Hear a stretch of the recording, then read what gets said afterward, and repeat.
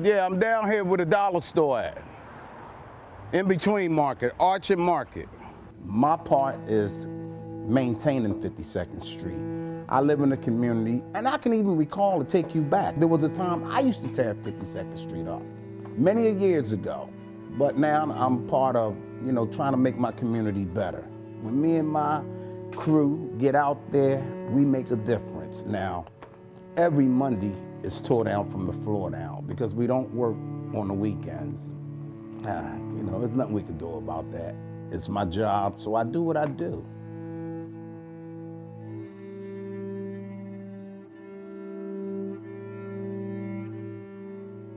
Oh, they're here every day.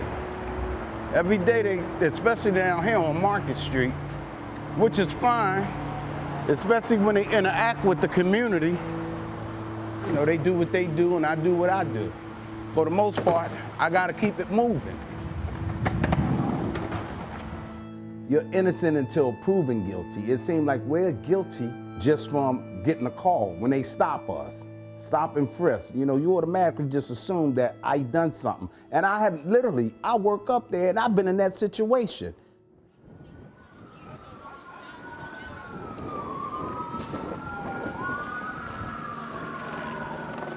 The day of the protest, I think somebody called me and said, "Did you see the news? They're tearing 52nd Street up." It's not easy to stand up and speak your truth to power. It's not easy to rehash painful experiences like the ones that protesters on I-676 and on West 52nd Street faced earlier this year. And I want to be perfectly clear. This isn't just pain. This is trauma we're talking about. The very people charged with serving us and protecting us from harm participated in perpetuating the cycle of violence and oppression that these protests targeted in the first place. To our right, a family was celebrating a birthday of a child on their stoop. We could see that on the other side of 52nd and Chestnut, volleys of tear gas, which I captured on my Facebook Live, started falling in our midst.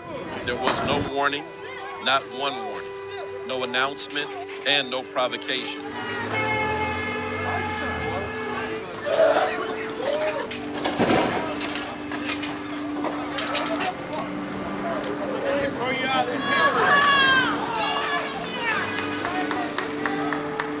Normalized over-policing in the Black community that we now take for granted. Tanks driving on our streets, tear gas in our front yards, and riot gear-clad police officers cussing out our children.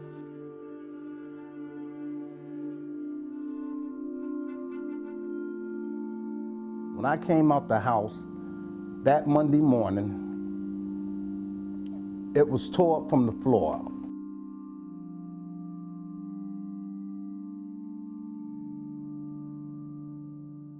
The communities that feel the safest don't have the most police in them. They have the most resources. There was a demand for a decrease of $120 million from police in Philly and to invest that $120 million into communities. A lot of city council members were saying, we can't defund the police because the people who are impacted by gun violence aren't gonna want that because they actually need the police to keep them safe. And so we decided that we wanted to put out a community survey that asked Philadelphians, okay, what are the things that we actually want the city to put its money towards so that we can have real safety in our communities? What would you say is the reason why actually in the moment where we feel the least safe is the most important to spend less on policing and more on reinvestment in our communities? You think about drug addiction. So when someone's in a mental health crisis or in a drug crisis, who would be better suited to serve a person going through a crisis? It would be a mental health professional, it would be a counselor, not necessarily the police. The knee-jerk reaction is, we need police for safety. That's because that's all we've ever gotten. And so communities that have been starved for all of these other resources have only gotten police in response. Investment in the right things is actually what's going to save us, is actually the things that going to help us create the vision that we want to see for our communities in the future that we all deserve. We need to find a place where this money can go at and help the community. A mother who has to work, where her kids can go at, after school, be there, chill, and the parents can go pick them up. We're talking about safe haven. See the difference? See the difference? You can look down.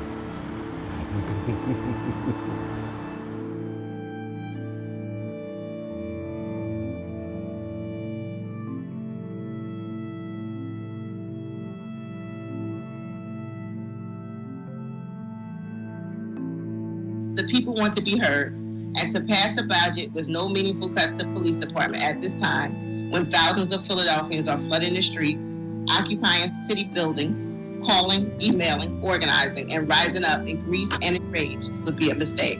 I cannot in good faith vote on a budget that shows disregard for the voices of our constituents.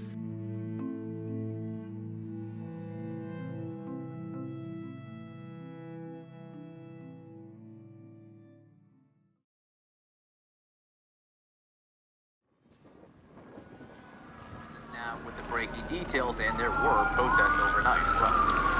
Indeed, John, and the man shot and killed by police has now been identified as Walter Wallace by the mayor of Philadelphia. This all started when police responded to a call report.